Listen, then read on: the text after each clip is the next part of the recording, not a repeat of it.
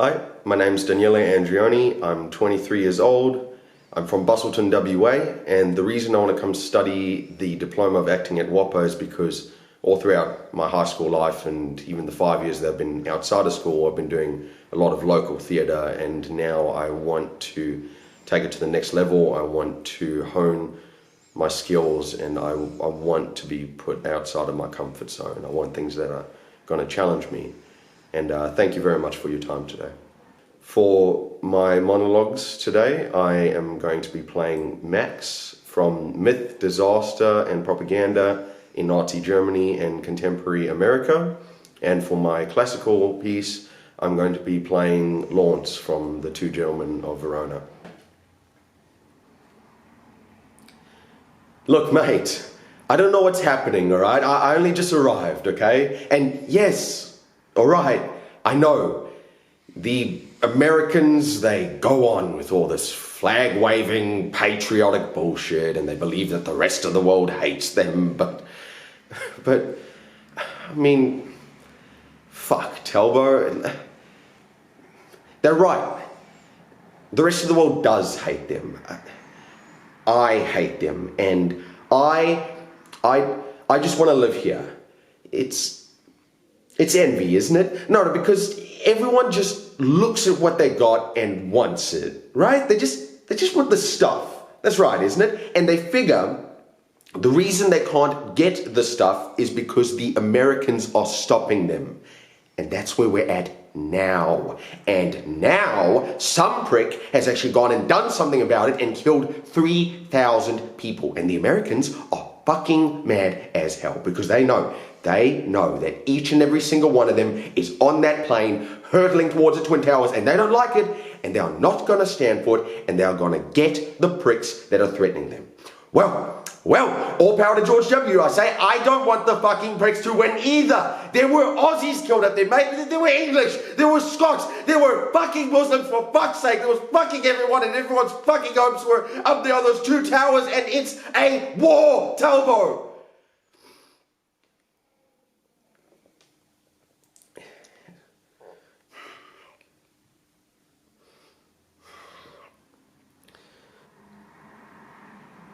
It's a war. It's a war against terror. It's a war against ignorance, prejudice. It's a war against just pure dumb-assed fuck-wittedness. And we've got to win that war, Talbot. We've got to win that war. Otherwise we're fucked.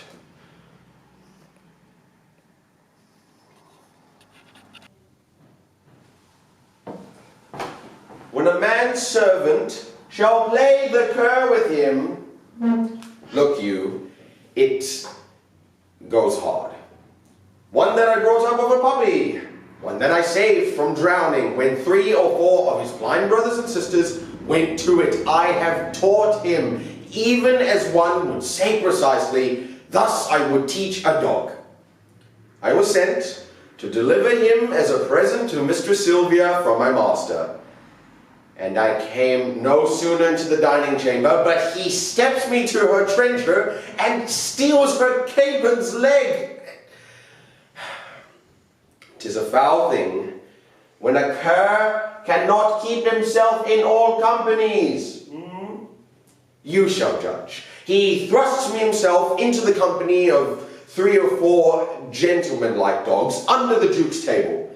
And he had not been there, bless the mark, a pissing while, but all the chamber smelled him. Oh, out with the dog, says one. And what cur is that, says another. Whip him out, says the third. Hang him up, says the Duke. I, having been acquainted with the smell before, knew it was crab. So goes me to the fellow who whips the dogs. Friend, quoth I, you mean to whip the dog?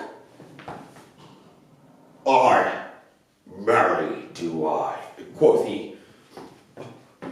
Well, you dreamed them all wrong, quoth I. 'Twas I did the thing you wot of. He makes me no more do, but whips me out of the chamber. How many masters would do this for his servant? Nay, I'll be sworn, I have sat in the stocks for puddings he hath stolen. Otherwise he had been executed. I have stood on the pillory for geese he hath killed. Otherwise he had suffered for it. Thou thinkst not of this now? Nay. I remember the trick you served me when I took my leave of Madam Sylvia. Did not I bid thee still mark me and do as I do? When didst thou see me heave up my leg and make water against a gentlewoman's farthingale? Didst thou ever see me do such a trick?